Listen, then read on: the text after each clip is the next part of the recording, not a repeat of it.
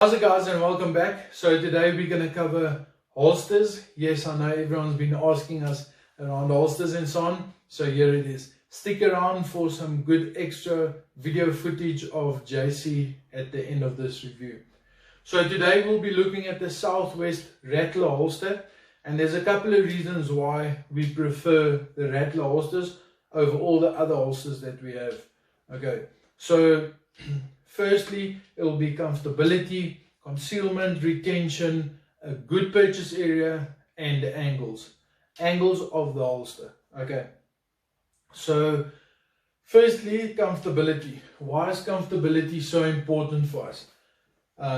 You don't want to wake up in the morning and then when your holster is uncomfortable and think, no, I'll just rather throw it in a bag, or I'll just put it in the car. I don't want to put it on because I'm going to be uncomfortable. I'm going to sit in meetings, etc. Okay, so your holster must be comfortable as possible to fulfill your everyday tasks, whether it's sitting in meetings, working on site, being on the farm, etc.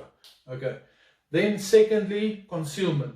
Concealment is very important for us in South Africa because you don't want to become a target. Okay. You don't want to advertise to everyone that you have a firearm because you will just draw attention to yourself. So as you can see at the moment, I'm wearing a Southwest Rattler holster with a Glock 19 Gen 4 with a magazine with a +2 base plate, and I also have a spare magazine with a +2 base plate. Okay, so let me just show you what we're working with over here. So this is the Southwest Rattler holster. And why does it conceal as good as it does? Firstly, because it conforms 100% to your body. We all have different body types, different body sizes, and the holster conforms perfectly to your body. Doesn't matter how big or how small, the holster will conform to your body. We've also worked on the placement of the clips, and then the most important is this little claw. Okay, the claw allows the grip of the firearm to press into your body when you cinch your belt down. When the clips is over your belt, the belt will run over this claw, and when you cinch your belt down, the claw will press the grip of the firearm into your body. Like you can see over here, there's a gap between the grip and my body. But when you tighten your belt, the grip pushes into my body, and now there's no gap in between here. So this allows the firearm to conceal as good as it does, or the holster. See how easy it is to put on and get off. There it is. Then we want to look at retention. So obviously, I'm just going to take it off again. So obviously, you don't want your firearm to be too tight within the holster. You also don't want it to be too loose.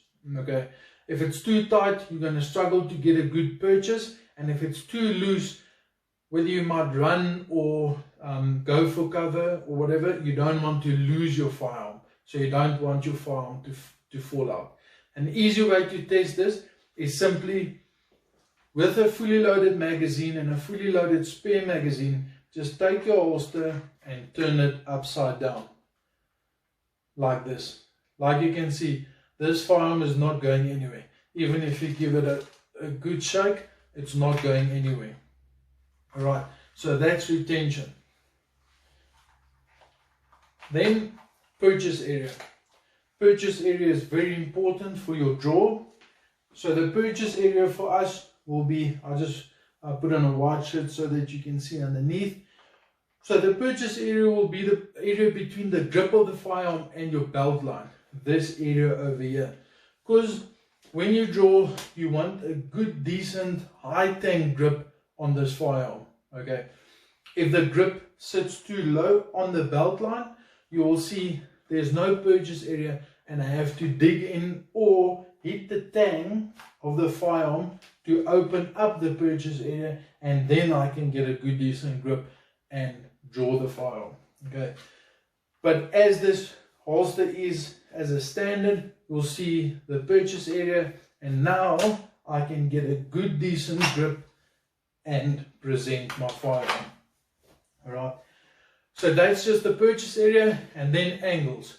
What do we want when what do I mean when I say angles? The firearm must be pretty much straight up in the appendix position.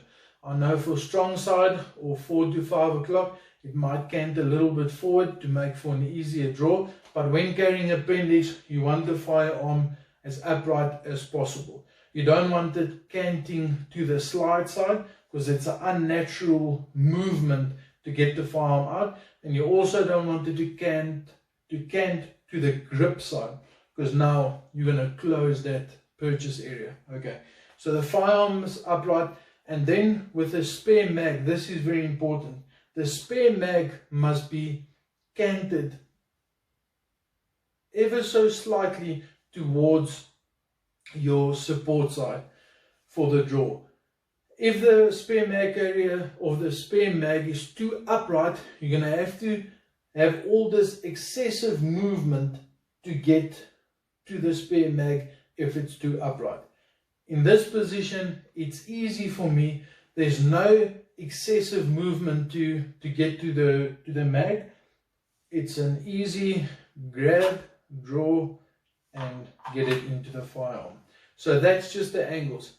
Guys, if you have any comments, please leave it in the comment section below. Or if you have any questions, leave it in the comment section below. So now I'm going to put a clip in of JC. Obviously, we in lockdown, so we can't get to the range. But JC's on the farm and he's done some quick draws just to show you the capability of this holster. Hi everyone, so today we're just going to test the speed and consistency of the Rattler holster, the Southwest Rattler holster. We're going to test the first shot speed and accuracy and of course consistency on a beast season steel plate that's about 10 meters away.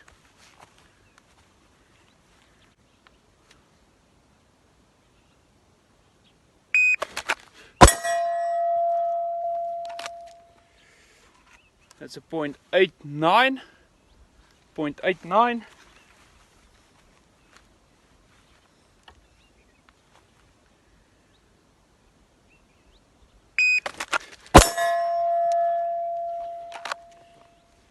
That's a 0.79.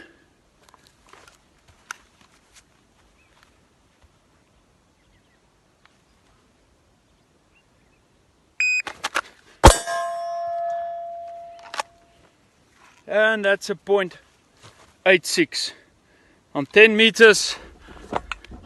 Here's the target. The second one was a bit low and left, and the other two was center mass.